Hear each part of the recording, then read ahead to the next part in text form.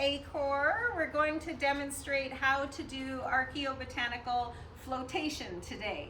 So we're going to be using this Flowtech machine to do flotation. It's one of the methods that we can use. We can also use a variety of methods like bucket flotation.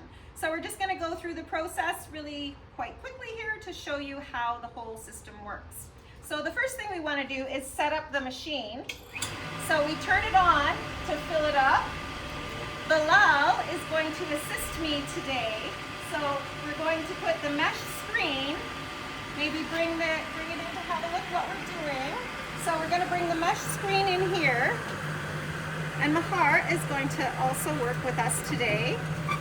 And this is where everything that floats from our sediment sample is going to end up in this light fraction. And then we're going to set up this screen. If you two would like to demonstrate how to put the screen in. This is a 1 millimeter mesh screen, and this will collect everything that sinks to the bottom in the flotation process. Because the sediment is generally much heavier than the carbonized material that we're looking for in terms of what plant remains we're going to get. So we're looking for carbonized plant remains, and the carbon material has a lower specific gravity than the sediment around it. So the sediment will sink to the bottom and the carbon will float to the surface if we have carbon in the sample. So now if you can have a look at this beautiful system, it's all set up and ready to go. So the next thing that we want to do is get our sediment sample. So this is our sediment sample. This is from the site of Kelroy down on the Dead Sea that Acor is currently excavating. So we have a tag here that has all the context information from where the sample was taken, and we give that to our person to record where that information has come from, and then we pour it into a bucket that actually has the measurements of how many liters each sample is. So the reason we want to measure how big the sample is to understand the density of plant material that is in there. So how many plants per liter. So that sample is 8 liters. 8 liters. So we've got, well, maybe 7 liters. Yes. 7. So we have 7 liters, and then we're going to gently pour the sediment sample in. Would you like to come help with the process? Gently. This is a bit rocky. It's from the Dead Sea area. We pour it into the liquid media, which is water here. If you have a very clay matrix, sometimes you have to have hydrogen peroxide, but we're very lucky that we can just have water.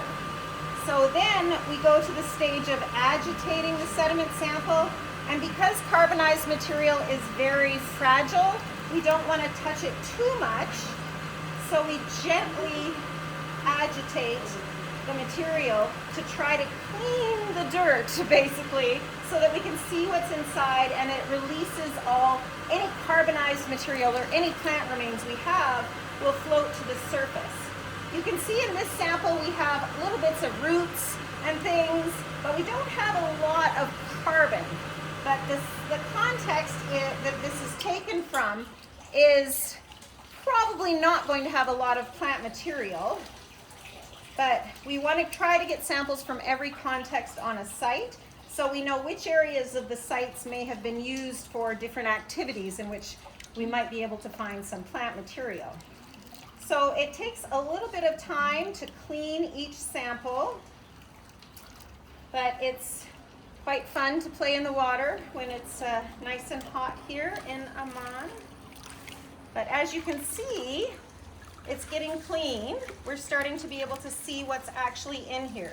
In the heavy fraction, we sort that later in the lab, and in the heavy fraction we can find things like pottery, like bones, sometimes coins. It really depends on the site.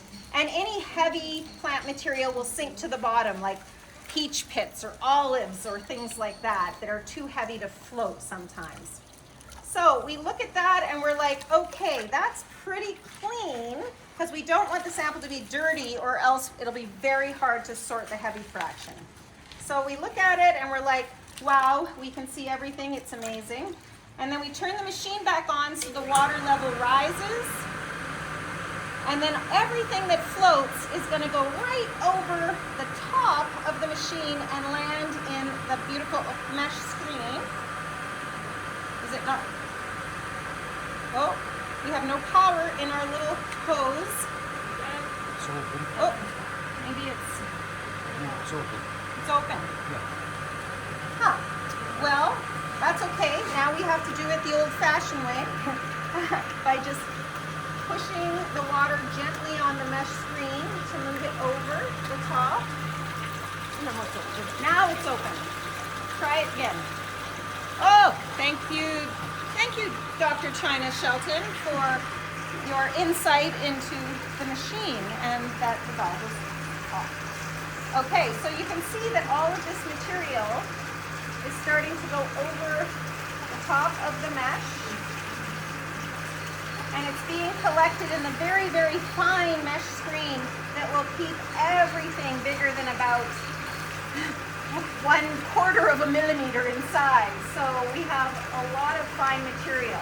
Now we want the heavy fraction to be a very small mesh size so that we can collect weed seeds, which are very small, as well as the larger economic crops. So now if we look, it's pretty clean on top of here in terms of plant material. So now we're going to turn off the machine and we're going to collect up.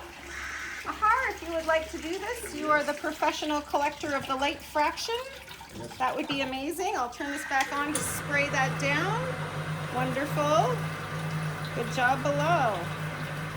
You are professional.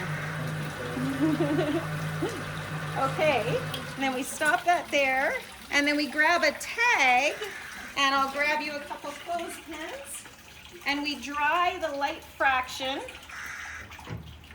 and we hang it up, and you can see over here where we're hanging all of our light fractions to dry. The material that is in there will be dried, and then it will be bagged, tagged, and taken to the lab to analyze, because you need a comparative collection for that kind of analysis. So we're going to then take the heavy fraction and remove this all. Good, good. One more. And Bilal is the professional layer outer of the heavy fraction.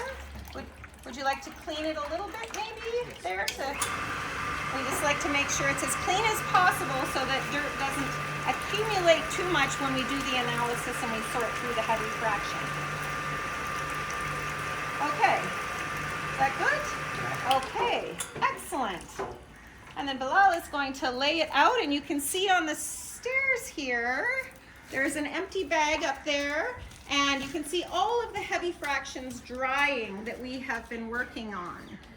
So you lay out the heavy fraction, and it takes a day or two to dry, depending on the size of the sample. And then we will collect it up, and we will sort through the heavy fraction and pick out all sorts of material culture that we find there to be analyzed after. And that is the whole process of flotation. So thank you very much, and have a lovely day.